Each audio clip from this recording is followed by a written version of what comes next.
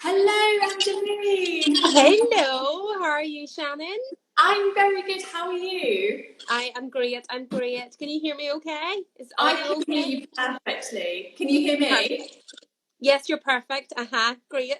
Thank you. I see you're in one of my favourite places now. I'm in my sewing shed. Yes. I'm so jealous that you've got a sewing shed. It's absolutely amazing. Yeah, it was a long time coming. Believe me, I started on the kitchen table and then took over. I think at one stage I had two industrial sewing machines in the kitchen Wow. after we got married. So it was a good job. He couldn't say no then. After we were married, the two industrial sewing machines could have been the turning point, but he was okay with that, so he was a keeper. Amazing. I'm just so jealous. I'm out on the hunt for a new sewing machine, but I don't think I'm going to be able to persuade my husband to convert our shed to a sewing shed. Just keep working at him. Keep working. Yes, Persistence. absolutely. And so, how are you today? It's absolutely raining. It's awful here. Oh, is it? No, it's not too bad here today. I have to say it's quite nice and sunny. Monday was a really bad day here. It was really one of them really miserable days. But I have to say today in Northern Ireland the sun is shining. Yeah. It's not like that in England. Oh, So before we get started, I just wanted to say to everybody watching, if you do have any questions for Angeline or anything about sewing, do please pop them in the comment section, and we're going to be doing the Q&A bit later on, so do pop them there if you do have any questions. Amazing. So to begin with, just for everybody watching, I've had lots of questions about sewing tips and tricks. So to kind of get us into that momentum, what are your sewing tips and tricks for everybody? okay. So my sewing tips and tricks, I would say it's going to have to be practice, practice, practice. It's like any skill that you're wanting to perfect or get better at. It's just having the confidence and just sticking at it and keep practicing. I know, at the very early stages of my sewing journey, I hit brick walls all the time. There is outfits that I've made that still haunt me to this day. That were sort of worn because I made them, but then they were quickly sort of put to this cupboard because I couldn't bear to look at them anymore. But I didn't let that turn me off. I just kept sewing, kept trying to learn as well. Learning from different people, going to different classes to learn as well. YouTube learning as well is great. Just really trying to expand my knowledge base of sewing and practicing with different techniques and trying different forms of sewing. So, I would started off sewing cushions or turning up trousers. Then I went to make a tailored jacket, made dresses, nearly tried a lot of different things. Quilting as well, I've tried that. But I always sometimes fall back into making garments, making clothes. But I do enjoy the other bits of sewing as well. So it's really just being open to learning and trying different things, and then you'll find your sort of niche and what you get most satisfaction out of, because that's the main thing. It's about getting satisfaction out of it, and I think that's what sewing allows, because you're working with your hands, you're creating something, so it's really lovely then afterwards to have made something and to be proud of. Absolutely, and I know from my own experience, I'm sure people watching as well. For me, I struggle reading patterns. So, would you have any kind of tricks as to how I would, or anybody would go about actually just building their confidence with that? Yeah, no, you're spot on, Shannon. I know that was one thing that really knocked me at the very start was the sewing jargon and these terms like cutting on the bias and cutting on the fold and the grain line and the selvage and all these different terms that just put me off nearly at the start. And I said, no, I need to nip this in the bud. If I want to get better at this, I'm going to have to sign up to a course to learn these terms and to get familiar with them. So I signed up to a 6-week course just in my local college. I think it was quite reasonable as well. It wasn't too expensive for 6 weeks. and I then was able to ask the questions to the tutor that was in the room. So it was very good in terms of if I had any questions, during the week, I would write them down, and then as soon as I was in the class, I would just deload onto the tutor, and then she could answer. She could answer my questions. I remember going to the sewing class, and it was a beginner's sewing class, and I took a tailored jacket in to make. And she was like, this is a beginner's class. And I says, yeah, but you're here. So, I may as well try something really hard with loads of sewing jargon, and then you can help me. So, it's just really just asking people, and maybe joining a course local to your community, and sucking up all the information that you can, just like a wee sponge. Take it all in. And for me as well, joining any Facebook groups, there are so many out there, and I never feel stupid asking questions about what is bias? What is this? So I do really, that's one of mine. Yeah, no, definitely. And if you're asking that question, there's 10 more people coming after you asking the same question, going, thank goodness she asked that question and it wasn't me. So it's important just to, as you say, just put the hand up, just ask. Never be behind the door.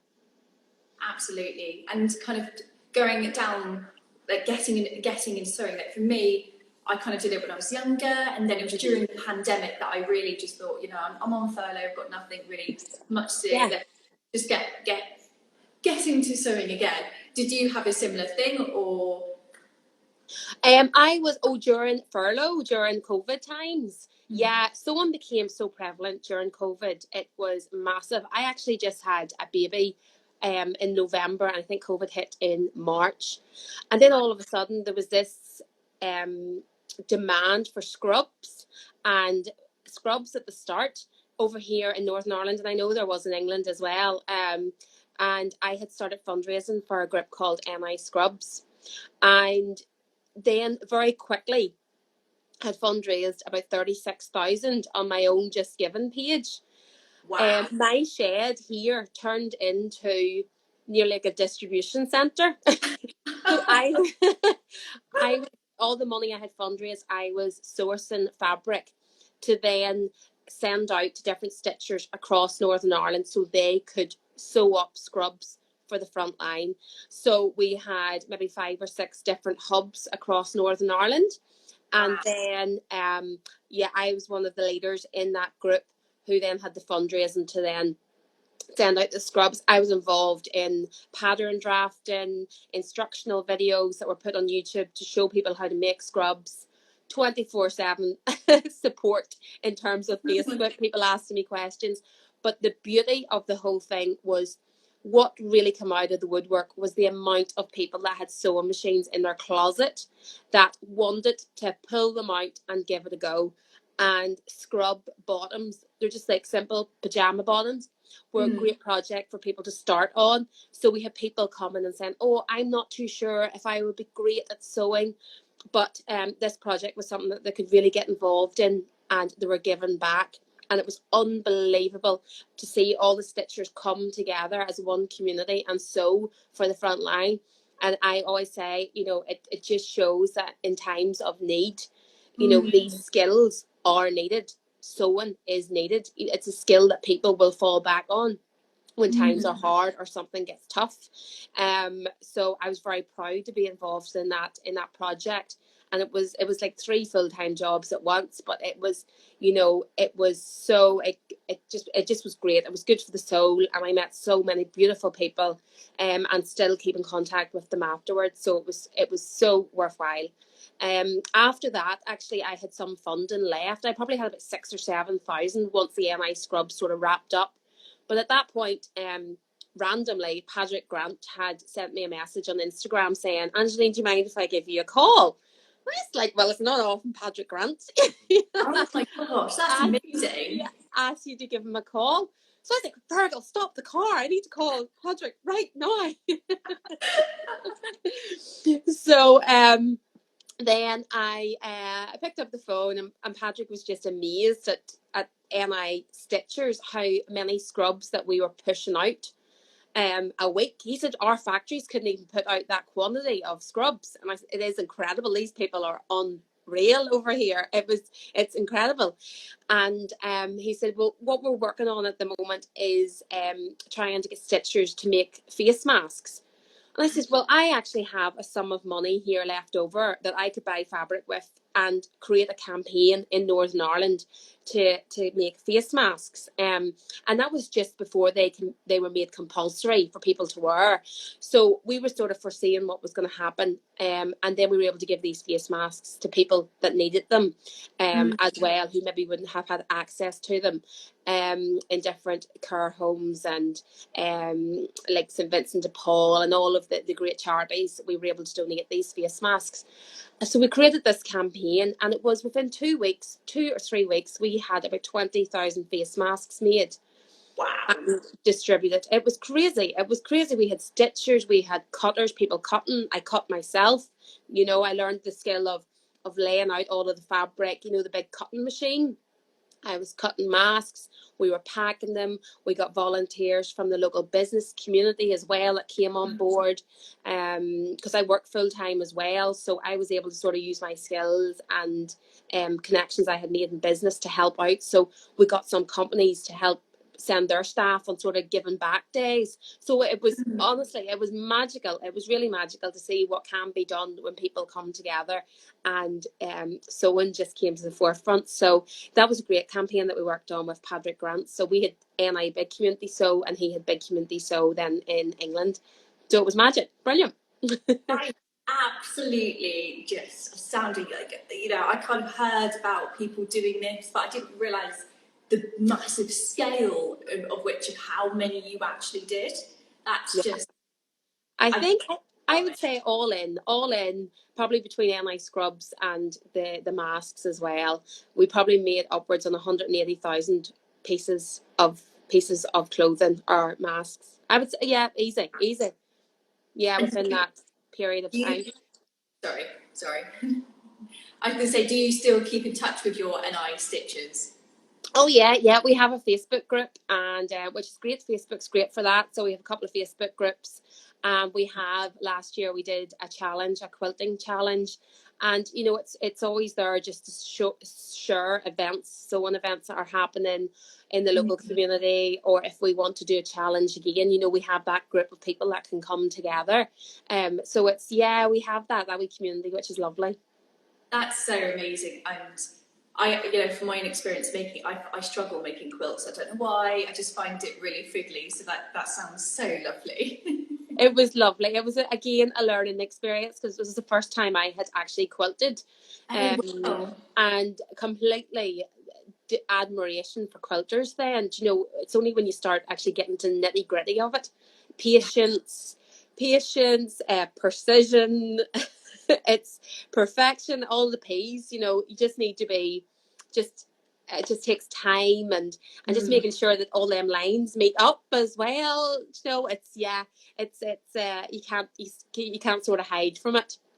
No, I love a quilt, and I think the first quilt that I made, I was about 13, 14, and I just got loads of old t-shirts, kind of cut those squares out, and safe to say that it was probably the worst quilt that a child has ever given their parent. Yeah. And I have not seen it since then. Oh, that's lovely that you made it for your parents. That's so thoughtful.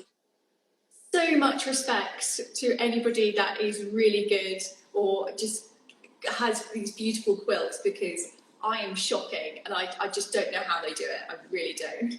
I know. It is. It's definitely time as well, and passion and perfection. It's just that getting them lines to meet up, but they are so useful to have in the house. That is the thing. They are great. I didn't understand. I was thinking there's so much work involved in this, but I am so proud of it every time I look at it. You know, I think, oh, that's just beautiful. You know.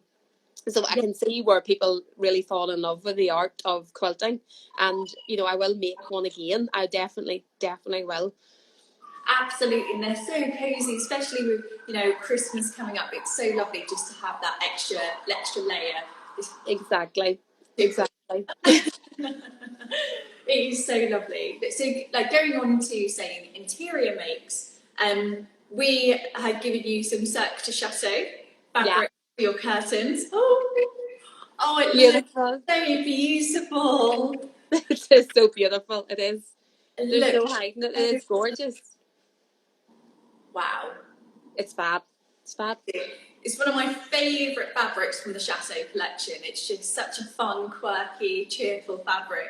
And, you know, I know you're in the middle of still making curtains. Yes. So how are you finding it so far? Yeah.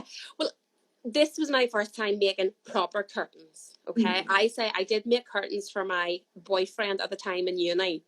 And to this day, I argue with him that his wall was off. It wasn't my curtains. Okay. So these are my first proper ones. So I didn't want to make the same mistake. So you guys have a video on YouTube on how to make curtains. And I was like, this is what I need in my life. So I've watched that video a good few times now, just taking notes as well, because the measuring of the wall, I had to go and measure the wall and the ball, and I want floor to ceiling curtains. And then, you know, just information gathering on, you know, how far you need the curtains from the window, just to make it look right. I don't want someone to come in who knows their stuff and go, she obviously doesn't know her stuff. So I wanted to do as much research as possible on that, first of all.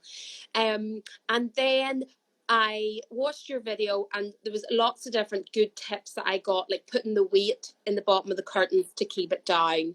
You know, the different type, the herringbone stitch, you know, to make sure that, you know, your stitch doesn't be seen on the other side, you know, so it's just a tacking stitch.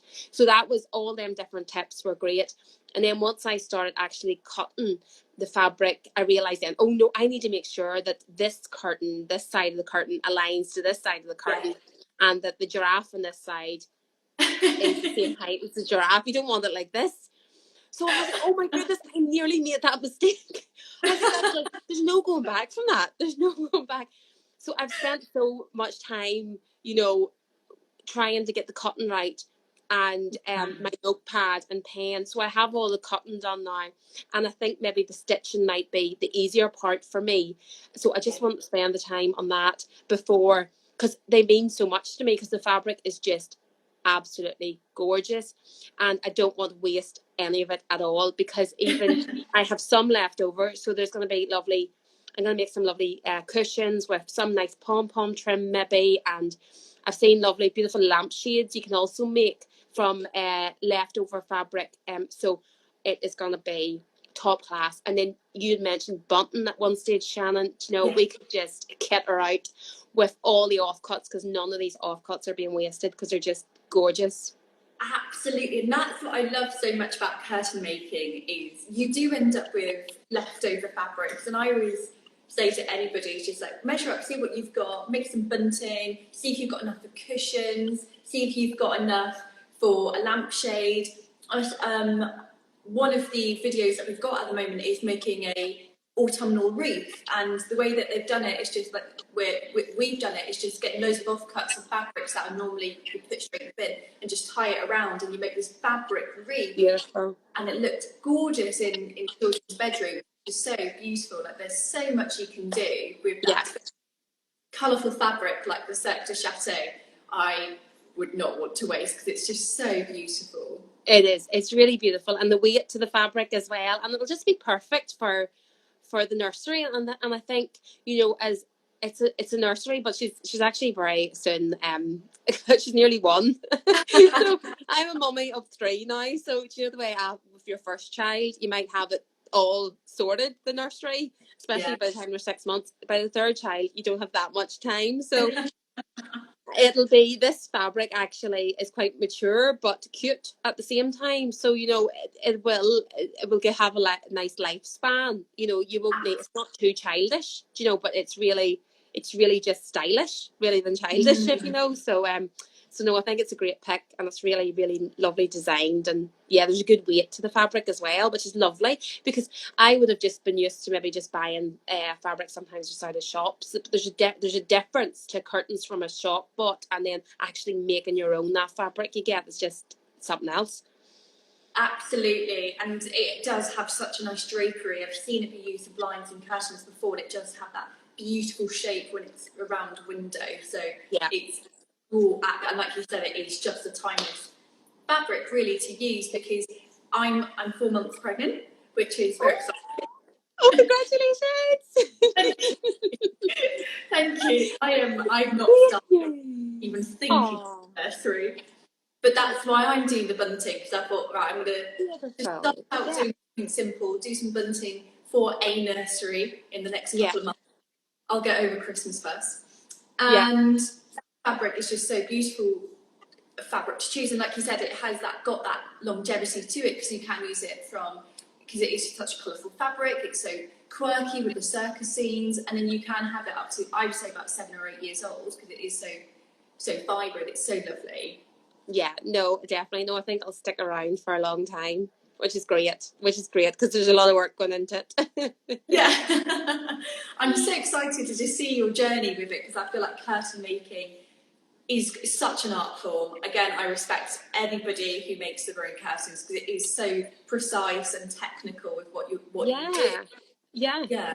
And there's so many different styles. I bought a book a couple of years ago. It's called Encyclopedia of Curtains, and who knew you could have this thick of a book on curtains? And I think as well, when I was reading through it or scanning through it, the detail they went into actually measuring your wall and measuring your window and the ratio or the depth of the window to your curtains. And it was just like, my goodness, a big respect for curtain makers, because it's not just, whip up some curtains and hope it fits. It's really, a lot of the work has been done before actually even bringing it to the sewing machine. Absolutely, especially pleats and what headings you're doing, and making sure that it's exactly accurate for it. There's so much art to it, and I'm very excited to see your journey over the next. Yeah, it's going to be very exciting. Yes, no, absolutely, no, it is. I'm looking forward to getting them up and getting them ready, and I'll be getting my husband to make sure he gets the pole up. I'll be like, get the pole up now. So yeah, and getting them whipped on. No, I can't wait. I can't wait. Oh, amazing. So we are going to go on to questions that we've been sent in by everybody. And as I go through the questions, if anybody in the comment section, if you do have any questions for Angeline, it could be about not just say your time of Great British Sewing Bee, but it could just be any sewing related anything. Just do pop them in the comment section, and we'll get to them in the next section. So the first question that I've got is, did you find it difficult to go from dressmaking to then making curtains / any interior makes? Yeah, that's a really good one, because I would say although I sew, it's like learning a new skill. And in some ways, people would say, oh, garment making, that's really difficult because it's really 3D and there's darts and there's different structural bits to fit around a form, either whether it's a man or a woman. So it's going to then the interior. It didn't need to fit a body, but it needs to fit either a window, or it needs to, there's different detail that is needed. And it was another learning curve. And I didn't actually go into it naively. I wanted to make sure that I did my research, because there's a lot of stuff I don't know about making curtains. So I wanted to make sure that I could just get as enough information as possible. And then that was great that you guys had made a video, and it's a very simple and easy to follow video for a beginner to understand and give the confidence as well to sew curtains. So moving from, creating for the body garments to then moving on to making upholstery and curtains, the difference really was, I would say, was just the precision of the measurement, ensuring that the fabric fits, that it lines when you're hanging your curtains, and ensuring that the lining at the back doesn't pull, the front curtains, and just making sure everything flows nicely. So the difference in it is, it definitely, I would say, I just the knowledge that I needed to learn for curtain making as well. And I know there's so much more that I need to get my head around, but I'll absolutely do my best. But it's, I suppose that the skill of sewing is still there. But I would definitely say, if you were used to sewing garments and you weren't too sure that you get the satisfaction out of curtains, I would say, you absolutely will. I'd say it's a bit like when I started sewing the quilt, I thought, am I really going to get satisfaction out of a quilt? But for some reason, you're really, the more time it takes, the more you inject the love into it, the more you really do appreciate what you've made. And the beauty of it is as well is that the curtains will hang there day in, day out. Whereas if you make a dress, maybe a dress for a wedding, you wear it once and then it's back in the closet until the next special occasion. So you don't get to that satisfaction as much every day. So at least when you're walking into that room, you look at the curtains and you go, I made them, and you can be proud of them. So that's a nice thing. No, absolutely, absolutely. And I do love that, going into any home and they come and say, oh, I made this cushion or I made this table runner, and it's just so personal and it just looks so lovely, and you can see how much time and effort anybody has put into any makes for their home. And it's you could inject a little bit of personality into your home. And yeah, absolutely, I completely agree with you that it does. It's very different to going from dressmaking to making it for the home. Yes, exactly. Now, I've turned Melly's a curtain into a dress, but I haven't done it the other way. I wonder how that would go. I don't know. It need to be a very small window. Yeah, maybe for your little one's dollhouse. Possibly. Yes, absolutely. Absolutely. And the next question we got this quite a lot actually, was what was the hardest challenge for you on the Great British Sewing Bee? Yeah, the hardest challenge I would say was definitely time. Time's a challenge. I don't know actually if the person meant task or challenge, but I'd say the hardest challenge was the time. Absolutely, because and I get asked a lot as well in terms of like, is the time you get on that show actually the time you get? And that is absolutely, that's it. There is no movement on that clock, and that's something that they're very adamant about. And they made sure that starting now and then finishing now, and if you don't get it finished, all the better for them, because it makes great TV. At the end of the day, they're making a TV show. They wanted that suspense. They liked some people not finishing, some people finishing for that variance. And the beauty of the sewing bee is that there's so many variations of challenges and tasks that you're given. And I think it's now, oh goodness, I was on series 4 of the sewing bee, so it was before I had kids, so I'd say it's 6 years ago now. Like, it's 6 years, and I have 6 years sewing behind me since then. And I would say at that stage I was quite new to sewing and probably didn't know what I didn't know. So every time I went into another challenge, it was like, oh, I haven't done this before. And I remember the producers coming over asking the question, so Angeline, have you done this before? And you're like, no, I haven't made a bra before. No, I haven't made a baby girl before. No, I haven't made a tailored jacket before. And everything was new. So, and every challenge being new to you and also being under time pressure, them two things are really tough. And then you're on, you've cameras in front of you as well, and you're constantly mic'd. So there's a lot of different challenges that you don't necessarily think about when you're watching the show. But if you've seen a behind the scenes pictures of the lights, and they were really warm as well, sometimes them rooms were just roasting, and you were trying to sew and you were sweating and you were stressing.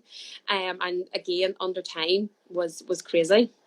Wow. You just don't think about that. I can imagine if you're feeling stressed already and then you've got big, heavy, industrial lights at you. Oh my gosh, I always find that so stressful. So stressful. I remember the first episode, I pricked my finger just with a needle, and I went, oh no, I'm bleeding. And I thought, first aid kit would run over. No, there was 3 cameras ran over. They were like, cameras, Angeline, this is great. She's under pressure. See what's happened. It's like, oh no. That is so. It's so funny. And after a couple of episodes, you realise if something goes wrong, say nothing. Just act like everything's grand.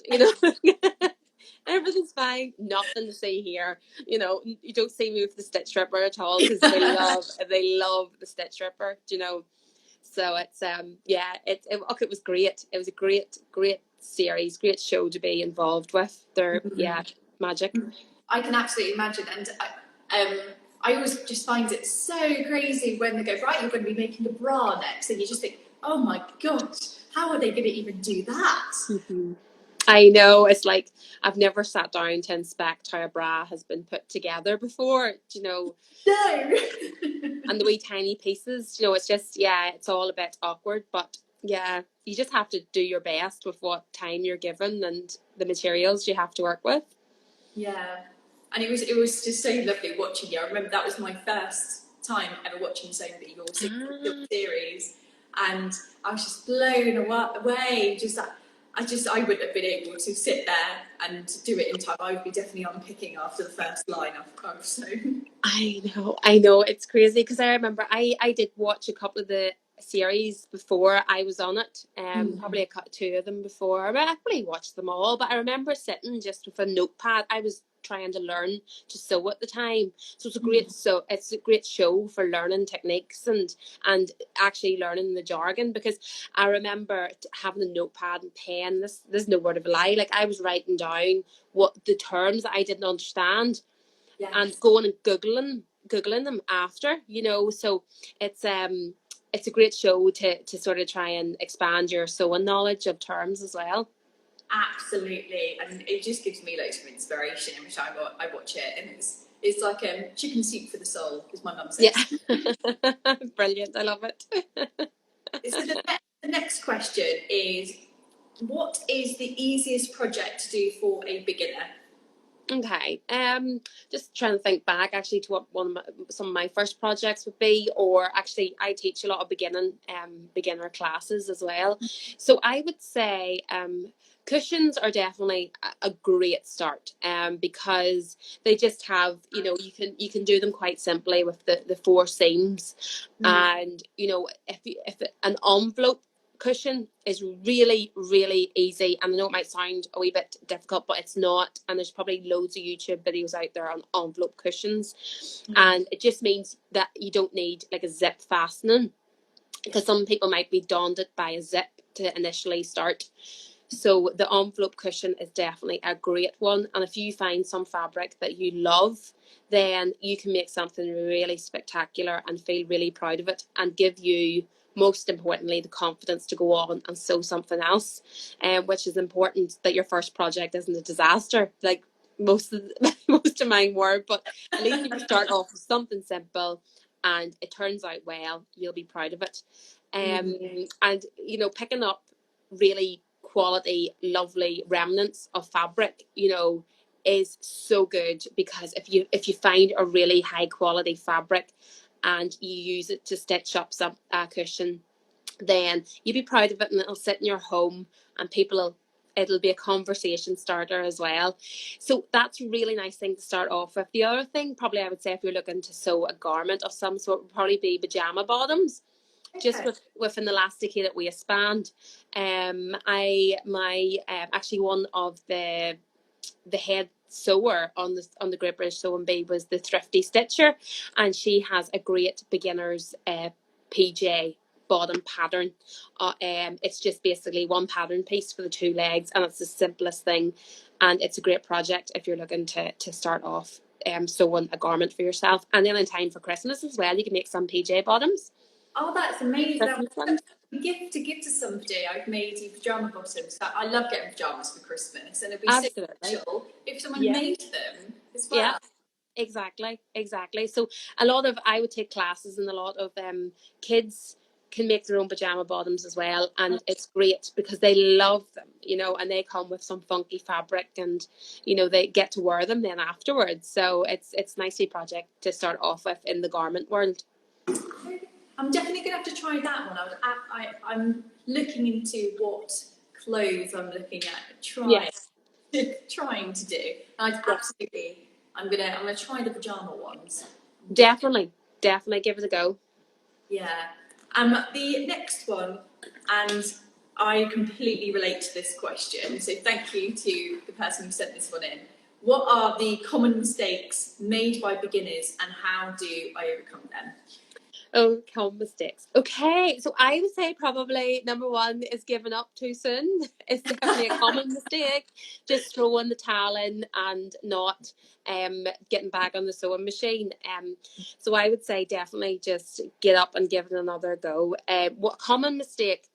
Okay, I'm gonna give you. I'd say from the top of my head, I'll give you three. Stitching the wrong side of the fabrics together is probably a very common one, and beginners do it, but here, let's say advanced people do it as well. You know, when you're in a rush, you stitch the wrong sides together, and that can be can put you right off, you know. Just get the stitch ripper out and go again. Don't think anything about it. Don't leave it down and say you'll come back to it. Just get it ripped out and stitch it up, because if you leave it down, it will just pester you, and the thought of actually having to go and do that will put you off sewing. Yes. The second thing I would say is mistakes as a beginner sewer is blaming yourself and not the sewing machine. I find that actually a lot of the time there's probably something wrong with the sewing machine that's preventing it from maybe stitching properly. The tension could be wrong. You might not have the bobbin threading properly. You know, you might have missed one of the loops on your sewing machine. So there's things there that simple fixes for beginners. You know, if you find that your thread's bunching at the bottom, you know, the tension's not right. So you just need to get to know your sewing machine and read that instruction manual as well. You know, just bite the bullet and even Google and YouTube, you know, my mishaps with the sewing machine. How do I fix my, you know, I have a Janome. How do I fix my Janome horizon? You know, threads bunching up, and there's lots of quick fixes online as well for that. Third common mistake, I would say, is not having the right tools for the job. It's a big one, and it's something I've learned over the years, trying to use the same needle for every job type thing. You know, there is needles out there. If you're working with jersey, you have a stretch needle, you have a ballpoint needle. If you're working with leather, you need a specific needle for that as well. And if you're using that normal needle, the thread, the stitch will not look good whatsoever, and the problem is actually your needle. It's not your sewing. So again, make sure you have the right tools for the job before you start. Absolutely, and get to know your sewing machine is always what I say to people, is read the instructions. Yeah, absolutely. Definitely, Shannon. Yeah. Tell myself that. And so this will be the penultimate question, is how do you know what fabric to use for each of your projects? Yeah, that question. I suppose the thing with that is it's probably over time you realise what fabric works with what project, and a bit of learning curve of that one as well. But as the years have went on, I would say that suppliers of fabric and probably pattern companies as well have got really good in terms of saying what fabric suits what project, which you wouldn't have had before. But because more people's buying online and they're not getting to touch and feel things as much, it's important then that the suppliers online then say, oh, this project would suit. Absolutely. You know, I'm sure you guys maybe do that with your fabric.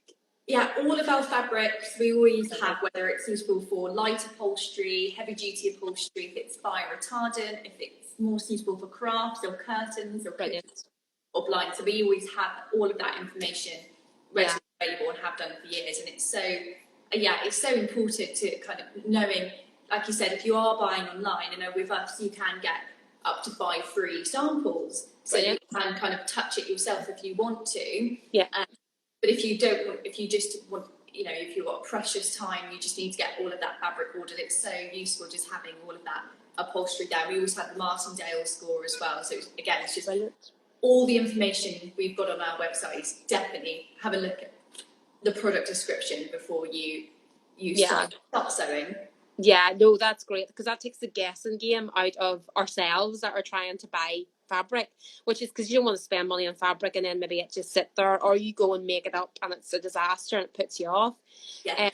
So the other thing is on the patterns, if you're making garments as well, they will have suggested fabrics for the pattern you're making. So say if you're making a dress, for example, they might say silk, satin, chiffon, velvet, different types of fabric that can be used. So if you marry them up with what the supplier of the fabric is saying and the pattern, it's probably gonna make a good match. And so it's definitely reading the back of the pattern and reading what the contents of the fabric is and things like that. So it just takes time to learn, but sometimes people find fabrics that they really love sewing with and they stick with it, and that's great too. Absolutely. And they're confident with it. No, absolutely. And I've certainly got lots of favourite fabrics just from seeing them every single day. And the Cotswold linen check is my favourite one. I've seen that being used loads of times for dresses, and it's just so beautiful. And that's always one that I've always been, that's what I'm going to use when I eventually learn how to do that. Exactly. No, so I would say it's just learn as you go and read what the pattern says, read what the fabric supplier says as well. Absolutely. So we've got one final question. Okay. And this one is a nice, lovely roundup, is what are some helpful resources for total beginners? Yeah, I suppose that's really simple, because I don't think there was much of it when I started sewing, but YouTube is it's unbelievable now how the content and how good people are with their knowledge sharing. So I would say head straight to YouTube and look at some simple beginner projects, sewing projects. A lot of companies like yourselves, like learning how to make curtains. I went to Just Fabrics YouTube page to find out how to make curtains. It's from trusted suppliers as well. Yes. It's important. I think that's great, because I knew when I was watching your video for how to make curtains that they're the guys that know their stuff. Like if I can make curtains like them, I'm on to something. So it's making sure then that actually when you go onto YouTube, that the people who are showing you how to make things, that they're credible as well. But YouTube's great resource. Even sometimes now there's great Instagram short reels on tips, how to just tips on different things and how to make things. And TikTok's great now as well for short snippet videos, but definitely YouTube for them sort of longer tutorials. And I would say definitely get the notepad and pen out and write down, take your top sort of bits you're taking away from the video, and even like what minute that it come up, so that you can refer back to it then when you're so it's just wee things like that, and favoriting your videos that you like so that you can refer back to it, and then if you find that you really like that person that's doing the video, you subscribe to their channel, and then you'll get updates on when they're bringing out something new. So definitely the resource of YouTube, and find some creators that are of value to you. I still have old school books as well, that I would refer to. Sometimes it's nice just to sit down if you're on public transport as well, instead of the head in the phone. It's nice to just have your head in the book, and even scrolling through some books just to see, and a lot of things haven't really changed over the years when the books were out. They're just brought online now. So it's lovely to see that skill is still traditional, and that people still, it hasn't changed that much over the years. So talking to people as well, and joining local community groups. Like I know around here there's crafting groups that you can get involved in. And if you are involved in a crafting group, outreach to people that might want to get involved as well, because it's great to bring like-minded people together, especially creative people together, and they can share their knowledge and inspire others who are maybe worried about sort of putting that foot through the door at craft groups. So there's lots of resources out there. It's just going and finding them and finding what works for you. Absolutely. And for all the videos that we have so many how-to videos on lots of different things, from making curtains, the one that you've watched, to making peg bags, to Christmas decorations. There are so many out there that anybody can have a look at. And we've recently got a Facebook group called Just Sews, And I found that just amazing, because you've got, you know, loads of people from around the world all sharing what they're making, sharing tips, sharing tricks, what how-to videos do they want to see next. And I do recommend to anybody, just find a community, get involved, and just ask any questions that you've got. Absolutely. No, absolutely. That's definitely it. Shannon.